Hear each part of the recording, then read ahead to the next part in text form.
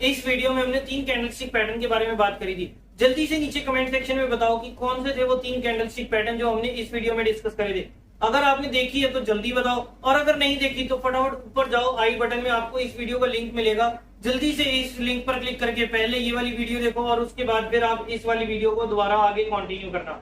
तो अब इस वीडियो में चलते हैं और इस वीडियो में हम नेक्स्ट पैटर्न को देखते हैं जिसका नाम है पेपर अम्ब्रेला। अब एक बात बताओ दोस्तों कि आपने अम्ब्रेला को तो देखा ही होगा, आपको पता है कि अम्ब्रेला की शेप कैसी होती है। जी हाँ दोस्तों, दैट्स इट। बस आपने अम्ब्रेला को देखा है, आपको अम्ब्रेला की शेप पता है, तो आपको ये पैटर्न का पूरी शेप जो है, किस टाइप की पैटर्न बनता है, किस टाइप की कैंडल बनती है, ये सब चीजें आपको पता चल गई है।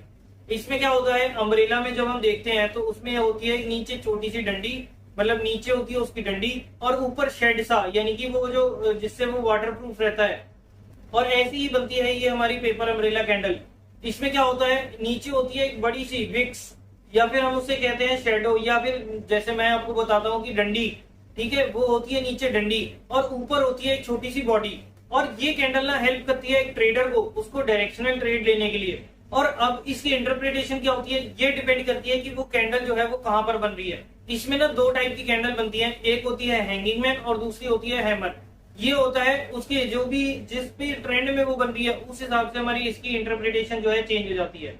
अब अगर कोई पेपर अम्ब्रेला कैंडल जो है किसी भी ट्रेंड के बॉटम में बनी, यानी कि कोई शेयर जो था वो डाउन ट्रेंड में चल रहा था, बॉटम पे उसकी इस टाइप की कैंडल बनी, तो इसके बाद जो है अब हमारे को बुलिश मूव देखने को मिलेगा और इसके बाद हम इसे कहते हैं हैमर। और अगर हम हैंगिंग मैन को देखें तो उसमें क्या होता है, उसमें एक अप ट्रेंड में, यानी कि एक जो चढ़ता हुआ ट्रेंड है उसके बिल्कुल टॉप एंड पर बनेगी ऐसी ही सेम कैंडल, लेकिन उसके बाद उस कैंडल का नाम जो है अब हैमर नहीं, अब उसको हम हैंगिंग मैन के नाम से जानते हैं। लेकिन अब कोई भी कैंडल पेपर अम्ब्रेला थोड़ी होती है, उसके लिए उसको फुलफिल करना होता है एक क्राइटेरिया।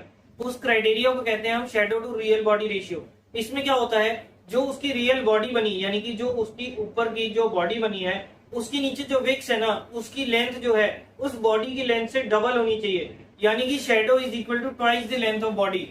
तो इस चीज को एटलीस्ट ये क्राइटेरिया जो है फुलफिल होना चाहिए, तभी हम उस कैंडल को जो है पेपर अम्ब्रेला कहते हैं। तो चलिए फ्रेंड्स, इसे हम एक एग्जांपल से समझते हैं ताकि आप लोगों को थोड़ी और क्लियरिटी आए कि किस टाइप से ये कैंडल की फॉर्मेशन होती है। अब एक कैंडल है जिसका ओपन प्राइस है 100 रुपए, उस दिन उसने हाई लगाया 103 रुपए का। उस दिन उसकी जो ट्रेडिंग डे में उसका लो लगाना, यानी कि जिस लोएस्ट पॉइंट तक वो ट्रेड किया वो था 94, और जब दिन के एंड तक वो क्लोज हुई वो हुई 102 रुपए पर। और अब आप देख सकते हो कि ओपन जो है क्लोज से कम है, तो ये होगी हमारी बुलिश कैंडल, जिसकी वजह से ये कैंडल बनेगी ग्रीन। सो अब आप देख सकते हो कि रियल बॉडी की जो रेशियो है, रियल बॉडी की जो वैल्यू आई है वो आई है 102 माइनस 100, यानी कि 2 रुपए की। और लेंथ जो है शेडो की, जिसकी बात हम कर रहे थे कि शेडो की लेंथ जो है हमारी लंबी होनी चाहिए, और शेडो की लेंथ है हमारी ओपन से लेकर 94, यानी कि लो जो था उसके बीच का डिफरेंस। तो 100 minus 94 is equal to 6 rupees. तो यानी कि हमारी बॉडी की लेंथ हुई 2 रुपए की और उसके बाद हमारी शेडो की लेंथ हुई 6 रुपए की। तो अब आप देख सकते हो कि ये जो हमारा क्राइटेरिया है real body to shadow ratio, ये हमारा क्राइटेरिया जो है फुलफिल हो रहा है। तो ये हो गई हमारी पेपर अम्ब्रेला कैंडल। अब आते हैं हम इसके टाइप्स पर, और सबसे पहला पैटर्न होता है, सबसे पहला इसका जो टाइप होता है वो है हैमर।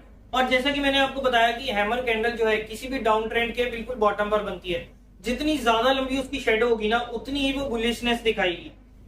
इसमें अब एक इंटरेस्टिंग चीज ये है कि अगर उस कैंडल का कलर जो है रेड बने या ग्रीन बने, इम्प्लीकेशन उसकी सेम रहती है। हाँ, बस ये है कि हम थोड़ा ग्रीन कैंडल में ज्यादा कंफर्टेबल होते हैं ट्रेड करने के लिए। और जैसा कि अब आपके सामने स्क्रीन पर एक चार्ट नजर आ रहा है, इस टाइप की कैंडल को हम कहते हैं, क्योंकि ये पूरा एक डाउन ट्रेंड में चल रही थी, उसके बाद बनी है हमारी पेपर अम्ब्रेला कैंडल, जिसे हम इस टाइप में हैमर कहते हैं। सो ये हो गई हमारा इस टाइप का जो हैमर कैंडल है, आपको चार्ट पर नजर आएगी। उसके बाद आपको यहाँ से बुलिश ट्रेंड देखने को मिल सकता है। अब हमें इस हैमर कैंडल के पीछे के थॉट प्रोसेस को समझते हैं, क्योंकि ये भी थॉट प्रोसेस समझना हमारा काफी इंटरेस्टिंग हो जाता है और काफी जरूरी भी हो जाता है, जिसके बाद हमारे को पता लगता है कि हम कोई भी कैंडल की फॉर्मेशन जो है वो किस टाइप से हो रही है। तो सबसे पहला पॉइंट है कि मार्केट जो है डाउन ट्रेंड में चल रही है और बियर्स ना पूरी तरह से कंट्रोल में है। सेकेंड पॉइंट है कि डेली मार्केट जो है एक नए लो पर ओपन होती है और क्लोज होती है as compare to previous day या फिर प्रीवियस लो। थर्ड होता है नेक्स्ट डे भी सेम एक्सपेक्टेशन थी, यानी कि जिस दिन हैमर कैंडल बनी उस दिन भी हमारी सेम एक्सपेक्टेशन थी कि आज भी मार्केट जो है वो नीचे जाएगी। और होता भी कुछ ऐसा ही है कि ओपन जो है वो भी लो पॉइंट पर ही होती है, और हम एक्सपेक्ट करते हैं कि क्लोज भी जो है ऐसे ही लो पॉइंट पर होगी, लेकिन अचानक से लोअर पॉइंट पर कुछ बाइंग इंटरेस्ट आता है और उसने प्राइस को ऐसा पुश किया जिसकी वजह से प्राइस हाई के आसपास बंद हुआ। सो प्राइस एक्शन उस दिन, जिस दिन हैमर कैंडल बनी है, उस दिन कुछ इस टाइप से बैठा कि बुल्स ने ना अटेम्प्ट किया और वो ना कुछ हद तक, काफी हद तक जो थे वो सक्सेसफुल भी हो गए, जिसके बाद अब इस टाइप से होता है कि बियर्स की जो पकड़ है वो कम होगी और यहाँ पर बुल्स ने जो है उसको टेक ओवर कर लिया या फिर कर सकते हैं आने वाले टाइम में। सो अब जब हैमर कैंडल बनती है उसके बाद जो है हमारी बाइंग अपॉर्चुनिटी बनती है, क्योंकि यहाँ पर मार्केट में जो है ना अब सेंटीमेंट जो है वो चेंज हो सकते हैं। एंट्री कब होगी और कैसे होगी ये डिपेंड करता है कि वो बंदा, वो जो ट्रेडर है वो रिस्क एवर्स है या फिर रिस्क टेकर। और रिस्क एवर्स और रिस्क टेकर के बारे में मैंने आप लोगों को लास्ट वीडियो में बताया था। सो जल्दी से मुझे नीचे कमेंट सेक्शन में बताओ कि रिस्क एवर्स बंदा जो है वो कब ट्रेड करेगा और रिस्क टेकर जो है वो कब ट्रेड करेगा। और स्टॉप लॉस क्या होने वाला है वो डिपेंड करता है कि वो कैंडल की जो लेंथ है वो कितनी बड़ी बनती है। सपोज अब हम एक एग्जांपल लेते हैं, अब हम इसे एक एग्जांपल से समझते हैं कि मान लो उस दिन की, वही हम पहले वाला एग्जांपल ही उठाते हैं कि 100 रुपए का उस कैंडल पर ओपन हुई थी। उसके बाद उस दिन उसने लो लगाया 94 का, हाई लगाया 103 रुपए का और क्लोज हुई वो 102 रुपए के आसपास। सो अगर हम इसी एग्जांपल को आगे कैरी फॉरवर्ड करें तो अब आप मुझे बताओ कि रिस्क टेकर जो है वो किस पॉइंट पर एंट्री करेगा। चलिए कोई बात नहीं, मैं इसमें आपको इस एग्जांपल में जो है मैं आपको एक बार सॉल्यूशन बता देता हूँ, फिर हैंगिंग में आपको जरूर कमेंट्स में बताना पड़ेगा कि किस टाइप से रिस्क टेकर जो है और रिस्क एवर्स पर्सन जो है वो कब एंट्री कर रहा है। तो चलिए, रिस्क टेकर जो है वो एंट्री करेगा, कब करेगा? वो करेगा उस कैंडल के क्लोज होने के आसपास, यानी कि 3:20 के अराउंड, 3:20 3:25 के अराउंड जो है वो एंट्री करेगा इसमें, क्योंकि उसको कंफर्मेशन ऑलमोस्ट मिल जाती है कि भाई यहाँ पर अब जो है हमारी हैमर कैंडल बन रही है। सो अब यहाँ से जो है सेंटीमेंट चेंज हो रहे हैं और अब हम यहाँ से बाइंग कर सकते हैं। सो वो बाइंग करेगा अराउंड 102 रुपए 103 रुपए के आसपास। उसका स्टॉप लॉस होगा उस दिन की कैंडल का लो, यानी कि 94 रुपीज के नीचे। जैसा कि मैंने आपको लास्ट वीडियो में भी बताया था, इस सीरीज के लास्ट वीडियो में, कि हमारे को बाइंग करनी है हाई के ऊपर और स्टॉप लॉस रखना है लो के नीचे। बट अगर रिस्क टेकर बनता है तो वो इतना वेट नहीं करता, सो वो जो है वो क्लोज प्राइस के आसपास ही परचेजिंग करने की कोशिश करता है। तो अब इस केस में जो रिस्क टेकर बनता है वो बाइंग करेगा, जो अब रिस्क टेकर ट्रेडर है वो बाइंग करेगा 102 103 रुपए के आसपास। और रिस्क एवर्स पर्सन है वो क्या करेगा, वो वेट करेगा इस कैंडल के क्लोज होने का और उसके बाद उसको जब पूरे दिन के बाद कंफर्मेशन आ जाएगी ना, फिर वो उसके बाद एंट्री करेगा, यानी कि उसकी एंट्री होगी 103 रुपए के ऊपर, यानी कि 103 रुपए 10 पैसे, 103 रुपए 20 पैसे, मतलब 103 के प्राइस के कुछ पॉइंट ऊपर ही वो परचेजिंग करेगा जो रिस्क एवर्स पर्सन है। और उसका स्टॉप लॉस होगा 94 से थोड़ा सा 10-20 पैसे नीचे। हालांकि रिस्क टेकर का भी स्टॉप लॉस कुछ इसी टाइप का होगा, बट रिस्क टेकर जो है वो एंट्री पहले कर लेगा as compare to risk averse person. अब नेक्स्ट आते हैं हम इसी पेपर अम्ब्रेला के दूसरे टाइप पर, जो है हमारा हैंगिंग मैन। हैंगिंग मैन, जैसा कि मैंने आपको पहले ब्रीफ में बताया था कि वो जो है किसी भी अप ट्रेंड में बिल्कुल टॉप पर बनता है और उसके बाद वहां से हमारे को बियरिश ट्रेंड नजर आता है, यानी कि बियरिश सेंटीमेंट में आते हैं और उसके बाद वहां से हमारे को गिरावट देखने को मिल सकती है। हैंगिंग मैन पैटर्न जो है ये एक बियरिश कैंडल है और हम इसे टॉप रिवर्सल पैटर्न भी कहते हैं। और ये जो है शो करता है, मतलब डिस्प्ले करता है हमारे मार्केट के हाई को। हमारे को जैसा हैमर में वैसा ही हैंगिंग मैन में कलर से कोई खास फर्क नहीं पड़ता, क्योंकि दोनों की इम्प्लीकेशन ऑलमोस्ट सेम होती है।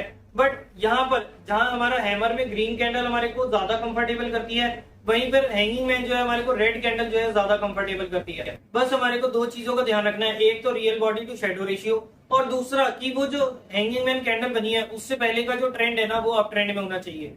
तो चलिए अब हम चलते हैं हैंगिंग मैन के पीछे के थॉट प्रोसेस के ऊपर।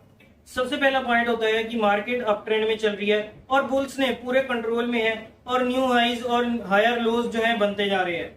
सेकंड पॉइंट होता है कि हैंगिंग मैन वाले दिन, यानी कि जिस दिन ये कैंडल बनी उस दिन बियर्स ने एंट्री मारी और लॉन्ग लोअर शेडो जो है हमें एम्फेसाइज करती है। थर्ड इंपॉर्टेंट पॉइंट होता है कि बियर्स की एंट्री बताती है कि वो बुल्स के स्ट्रॉन्ग होल्ड को तोड़कर एंट्री कर रहे हैं। जब भी हमारे को चार्ट पर हैंगिंग मैन की कैंडल नजर आती है ना, तो उसके बाद हम शेयर को जो है शॉर्ट करते हैं, यानी कि उस शेयर को हम सेल करते हैं। फिर वो चाहे निफ्टी हो, बैंक निफ्टी हो या कोई भी स्टॉक हो, उसमें जब भी हमारे को हैंगिंग मैन की कैंडल नजर आएगी ना, उसके बाद हम उसके लोअर के नीचे जो है उसके लोएस्ट लो पॉइंट जो होगा उसके नीचे हम उसको सेल करेंगे। और रिस्क एवर्स और रिस्क टेकर जो है उसमें वो अपने अपने हिसाब से जो है ट्रेड कर सकते हैं। अब मैं आपको एक चीज बताऊं कि अगर मेरे सामने दो अपॉर्चुनिटी है, एक चार्ट पर मुझे हैमर की कैंडल नजर आ रही है और दूसरे चार्ट पर मुझे हैंगिंग मैन की कैंडल नजर आ रही है, तो इन दोनों में से अगर आप मेरे से पूछोगे कि इन दोनों में से मैं किस में ट्रेड करना प्रेफर करूंगा, तो मैं ट्रेड करना प्रेफर करूंगा हैमर की कैंडल में। अब इसके पीछे अगर आप मुझे रीजन पूछोगे ना, तो ये मैं ऐसे रीजन तो नहीं बता पाऊंगा क्योंकि मेरा ये पर्सनल एक्सपीरियंस है और कुछ नहीं। हाँ, बट इसके पीछे मैं एक रीजन जरूर दे सकता हूँ कि अगर हैंगिंग मैन कैंडल में बीएस की एंट्री होगी तो फिर यहाँ से जो उसका लोअर पॉइंट बना था उससे प्राइस ऊपर क्यों गया। इसका मतलब तो ये हुआ ना कि बुल्स ने फिर से उसको डोमिनेट कर लिया और वो अपना प्राइस जो है वापस ऊपर खींच कर ले गए। बाकी आप इन पैटर्न्स के ऊपर अपनी खुद की प्रैक्टिस करो, चार्ट्स देखो, उसके ऊपर देखो कि किस टाइप से बिहेवियर हो रहा है, क्योंकि इसके ऊपर जितना आप ज्यादा प्रैक्टिस करोगे, जितनी ज्यादा थीसिस करोगे ना, तो वो आप ही लोगों को आपकी ट्रेडिंग करियर में जो है वो ज्यादा आपको हेल्प करने वाला है।